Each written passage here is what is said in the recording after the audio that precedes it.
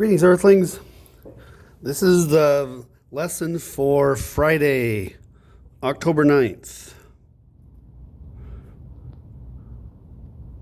And you won't need note paper again on this one.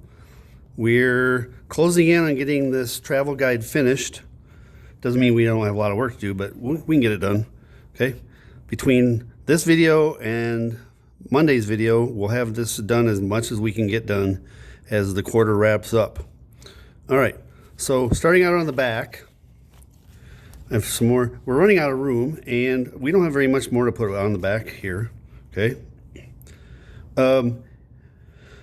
One definition you need, here's a weird word, albedo or albedo. That's one of the characteristics we're going to do today. This is how reflective something is. How reflective an object is.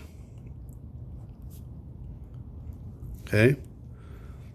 Now, the shiniest thing most of you have in your lives is probably your bathroom mirror.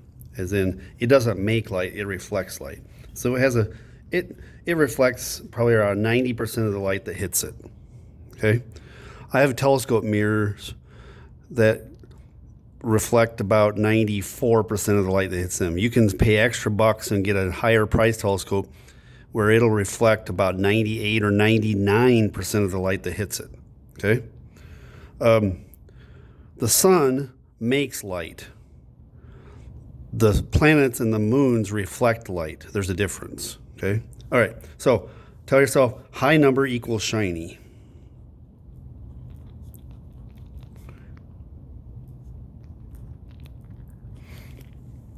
Okay, so real quickly, here we go with that. Remember, so the sun makes light. It doesn't have an albedo. Okay, the Albedo Mercury. This is a dry, dusty, rocky planet covered in dust. Okay, so its albedo is 0.11. That's 11%. Okay, so of all the tons of sunlight that hits Mercury, and it has no clouds, has no atmosphere. Most of the sunlight that hits Mercury is absorbed by the rocks and gets very, very, very, very hot in the daytime. Okay? All right. Venus is quite cloudy. It's cloudy 100% of the time, and the clouds are shiny.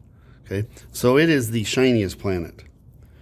It's 0.65. 65% of the sunlight that hits Venus bounces back off. Okay?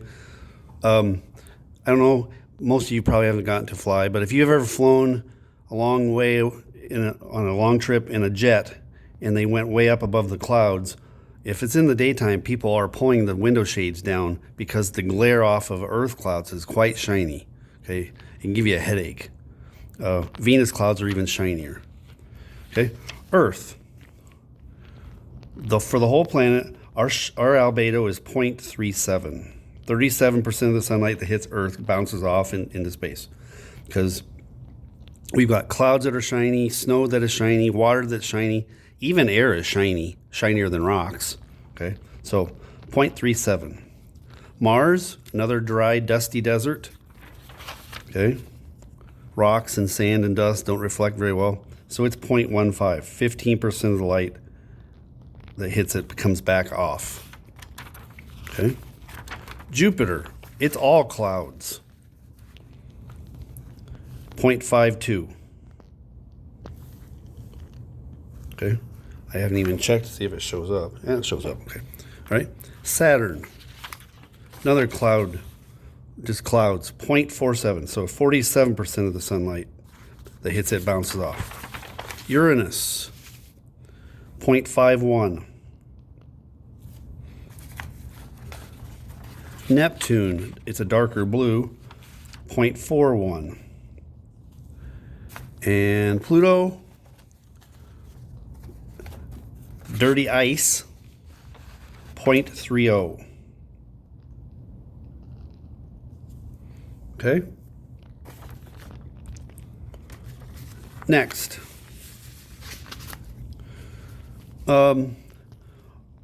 If you looked at your travel guide when you first got it, you went, what TNO? What's that? Okay, it's right. It's here hiding. Okay. Uranus, Neptune, Pluto if you have their page unfolded, and TNO if you have it folded in. It's folded so it would go through the whole punch in that I have, and also so it'd fit in a binder or a folder better. But TNO is a catch-all, and what that is, it just means trans-Neptunian objects, anything past Neptune. Trans-Neptunian, that's an A, objects. Pluto and everything farther out.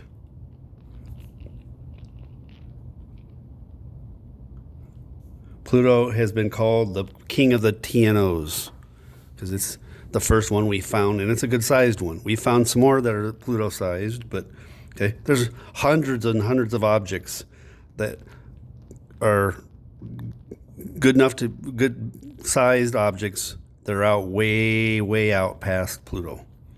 Okay, all right. I had a student ask if you had to write down the memory trick. My very educated mother just showed us 9 planets. You don't have to. I think I've got room here. I'll try to make it fit. I'm going to draw a little box here.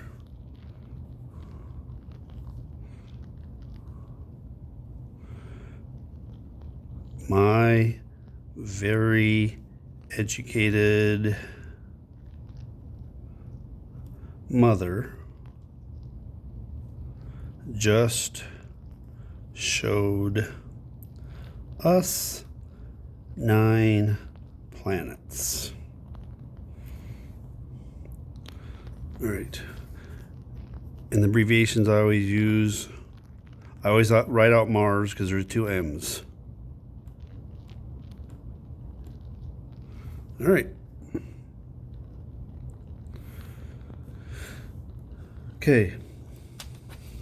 Average surface temp. Everybody knows what that means, so I'm not going to give you a definition for it. Okay. It's down at the bottom, and as usual on Mercury, you have to write really small. And I'm going to give you 2 numbers for Mercury because remember it has such a slow, incredibly slow spin that its daytime lasts a month and its nighttime lasts a month. If you're that close to the sun, you don't have any clouds to protect you from the sun, and you face the sun for a month, the temperatures are going to be incredible. So its average daytime temperature is 800 degrees Fahrenheit above. 800 degrees F. Okay, we don't have to write the degrees F on the other planets, but the Staples height on this one. That's in the daytime. And the average nighttime temperature on Mercury, when it's got a nighttime for a month and there's no clouds to keep the heat in, no atmosphere to keep the heat in, the rocks they cool off for a month. It gets down to minus 290. Hopefully that shows up. 800 above to 290 below. And that kind of temperature range is really hard. Rocks would crack from that and turn to dust just from being hot and then cold, hot and then cold, cold and hot. Okay, all right. Venus's average surface temperature is incredible. It traps the heat. Its thick clouds hold heat in. And so even though it's not as close to the sun as Mercury is, it has such thick blanketing that it's actually about 880 degrees Fahrenheit. Oops, I told you didn't have to write the degrees Fahrenheit. Okay, that's 880. Okay.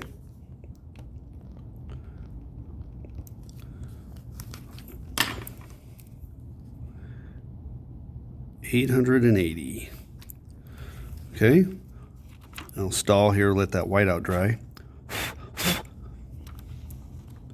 Okay, Earth.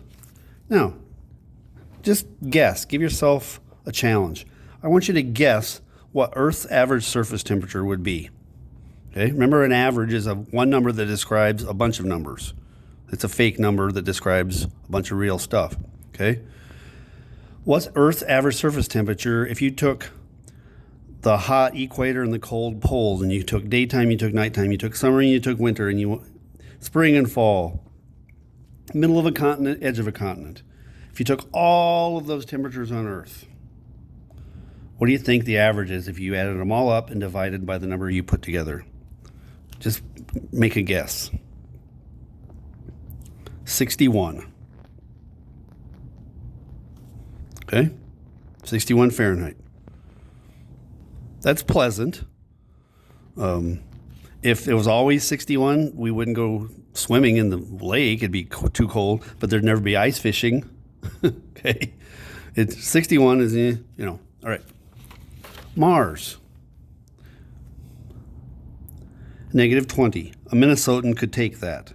Somebody from Florida would just curl up and die. If you snowmobile, you go way colder than that. On a cold winter night, when you're out snowmobiling and really fast, the wind chill's way colder than -20. All right? Go to Jupiter. You're going to write this on the yellow. Okay? The farther we're getting from the sun, the colder these are going to be. Jupiter, -162. Oops, I forgot the 1. -162. That's the average.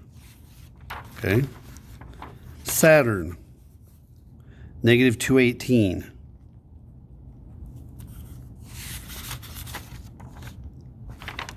Uranus, -320.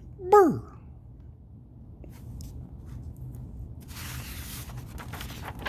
Neptune, -331. And good old Pluto, -388. Okay?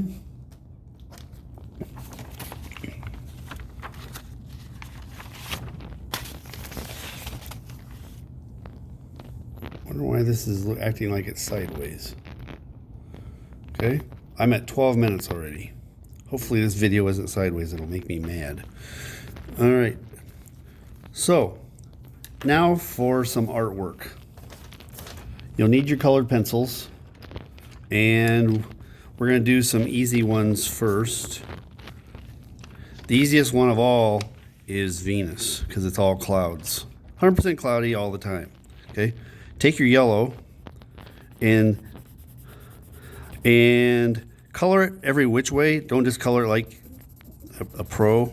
Okay? You're drawing clouds on top of clouds on top of clouds, and the clouds have sulfur in them, battery acid.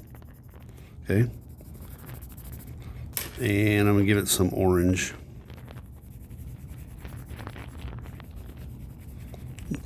We've never seen the surface of Venus from the Earth, okay, because of the clouds.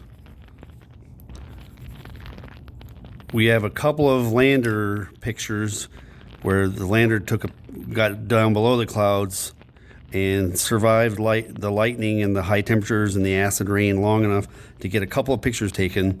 And Venus is an ugly, orangey, rocky, blazing hot desert. Okay, it's got volcanoes. It's just an ugly place. Okay, now Earth is more complicated. We're going to save that one. Mars is pretty easy. Okay, for Mars, I want you to first of all make sure you outline the ice caps. That's water ice and dry ice. Make them black so they stand out a little bit, and leave them white. Okay, and now come in with light brown and make it kind of blotchy. Okay, light brown. You can be darker in some spots and lighter in others.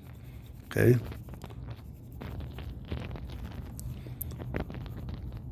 And then come back with orange. It's nicknamed the red planet. It's the reddest planet we have, but it's not red. It's rust color. Okay. Make sure you leave the ice caps white. Okay. Then come back with the brown again and make some darker brown areas.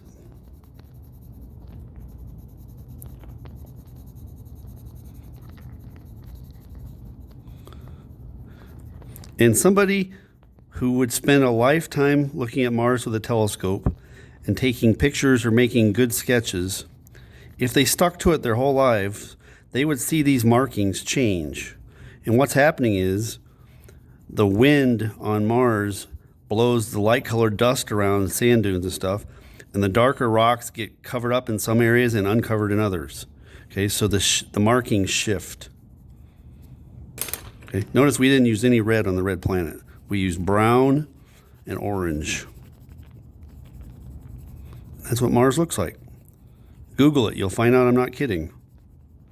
Right now, Mars just made its closest pass in like 13 years. Actually, the Earth caught up to it and got really close. So that's what Mars looks like. Okay. Now, Uranus. How am I doing on time? Almost 16 minutes. Okay. Now, this one's important that you color the direction I tell you to color. Okay. Uranus got knocked on its side. I have to shift so you can actually see it. Okay. All right. I know this is diagonal. It's because of my camera stand. Okay. Uranus got knocked on its side, so it's important that you color this one with your pencil motion up and down. Okay, like this. It's light blue. Do that. It can be kind of streaky, but make sure your pencil goes up and down like that.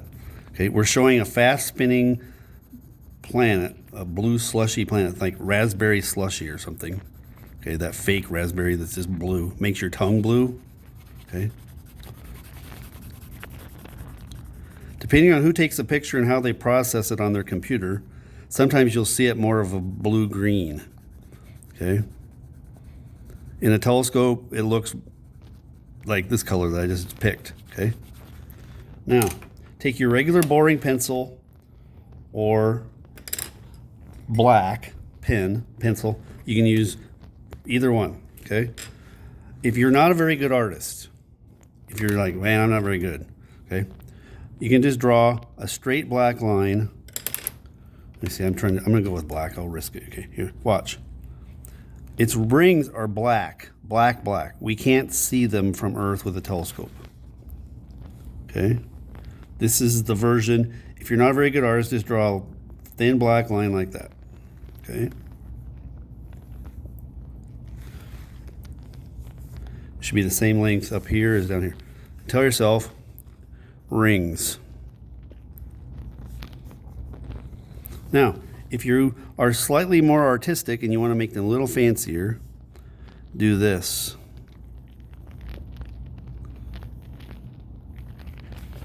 Now I'm going to tell you a story. These rings are black and invisible from Earth, but we discovered them from Earth. Like, what? Fiscus, how do you discover something you can't see? Exactly. Sometimes you can discover stuff that you can't see if it blocks out something that you can. Let me give you a dumb story as an example. Pretend you have a little black cat at home that is always trying to get out. Okay, it's supposed to be an indoor cat, and his one mission in life seems to be to sneak out of the house when anybody's not prepared, and they open the door and he's gone. Okay, so it's a dark and stormy night, and you come home, you're trying to get in and out of the rain, and you forget about the dumb cat, and you open the door, and he zips between your legs, and he's out. And now you got this little black cat running around in the dark, not wanting to come back to your house, and you're out yelling at him, "Come back here, you stupid cat, come in the house." And to your horror, as you're looking for a black cat on a dark night, you can't see him. You watch as he runs across the street, and you're like, how do you know that? Because there's a car coming from the distance, and you can see his headlights, and all of a sudden, you saw this little black streak go across, and you know that was the cat. He made it across the street, but man, I don't know how you're going to find him. Only way you even saw him was you saw where he blocked the light. Okay? The reason I told you that story was we discovered Uranus's rings from Earth, even though we couldn't see them, when Uranus went in front of a star, and as we watched and got ready for that event to happen, that was how we were going to measure how big Uranus was, how long the star was covered up. The rings covered up the star first. And scientists weren't ready for that. They're like, whoa, okay, because the rings made the starlight blink out early and then came back, and then the planet took out the star, and it was a neat discovery to be able to find something that was invisible. All right, we're at 20 minutes. Okay, Neptune. Now you're going to use a darker blue, and this time you're going to color in this way.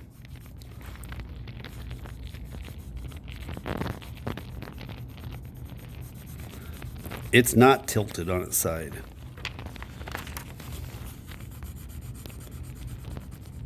Uranus got nailed by something very large, and it tilted the planet and smashed Uranus's moons, tilted Uranus's magnetic field and rings.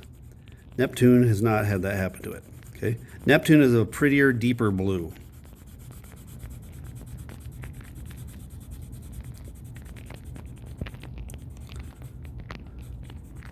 Windiest planet that we've found. Over 1,500 mile per hour winds. It's got, occasionally it'll have big dark gray storms.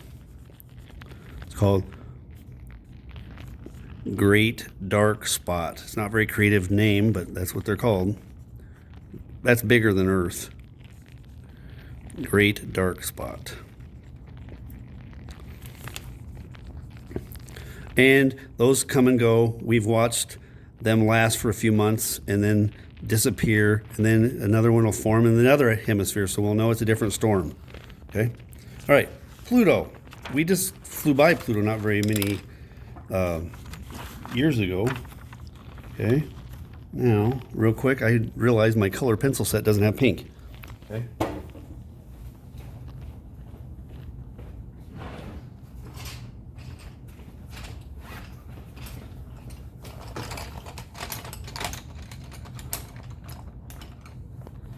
I went to my secret stash and got out pink. Okay, this pink is frozen sewer gas, methane gas. Okay, so I'm going to color about half of it pink and half of it light gray. I'm just using regular gray pencil.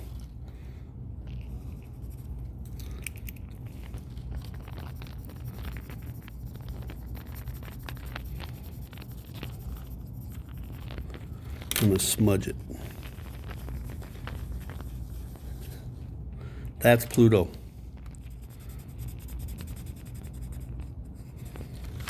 Okay, how am I doing on time? About 23 minutes. Okay, I'm looking for another easy one. TNOs, they come in different, who knows what they look like. Okay, they can look like Pluto. The one we've flown by so far was a lighter brown. They're going to be different colors. Some are going to be reddish brown. Some will be gray. You know, I'm using a light brown, just blotchy. Okay. Okay. Mercury is a one you have to draw, not color. Earth, we'll do that one Monday. Let me see. Jupiter is super, super hard to do. Picture a cheese pizza with mushrooms in a blender. That's what Jupiter looks like. It's wild. Saturn, it's not too hard, but we'll do that another day. Okay, I'm going to call that quits. It's 24 minutes. Email me if you have any questions. I'm available all day on Friday. Here's my email.